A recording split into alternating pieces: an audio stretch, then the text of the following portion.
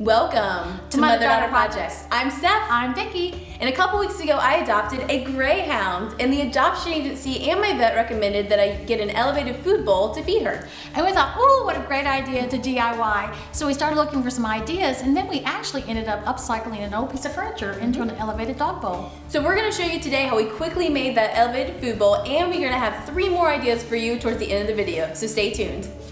This is an old piece of furniture that I've had since my college days.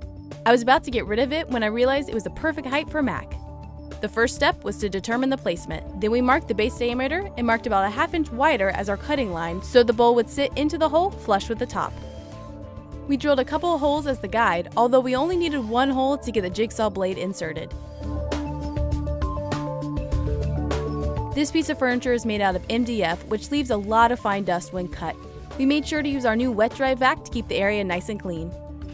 Then I used the jigsaw to cut out one of the holes. It's not a perfect circle, but it's going to be covered, so it's totally fine. Then we cut out the second one. Our new Ryobi cordless jigsaw made really quick work for this project.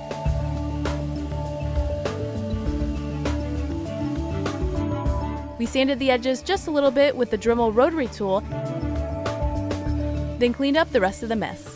Then we sanded the entire piece and put a couple coats of black paint on it and then sealed it with shellac. We put some rubber pads on the bottom to keep it from moving and a couple of rubber pads under the bowl to keep it in place.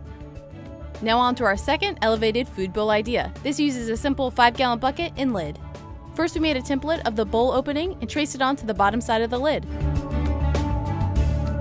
We drilled a hole, then inserted the jigsaw blade into the hole to start cutting. Again, we use our jigsaw to make the cut.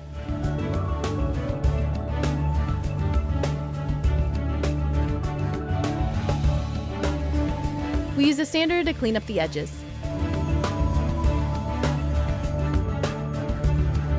We attach the lid, put some extra water inside, put the bowl in place, and this is done.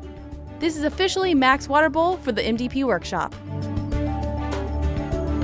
Bonus, this makes a great travel bowl as it's very portable and can hold extra dog supplies inside.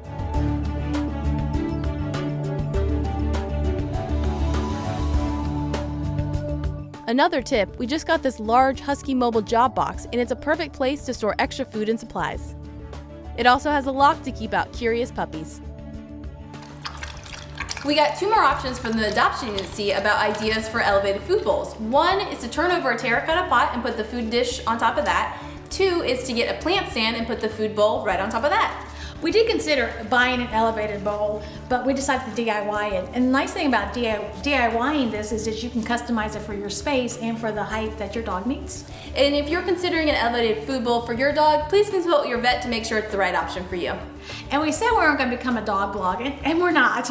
There are some specific DIYs that you can do for your pets. So if you have any ideas, just put those in the comments and we'll take a look at those. And if you like this project and want to see more from us, please visit us at motherdaughterprojects.com and subscribe right here on YouTube. Click the bell and you'll be alerted to all new projects. Use a terracotta pot, turn it upside down, put the food bowl on there, or use a plant stand to put the food bowl on.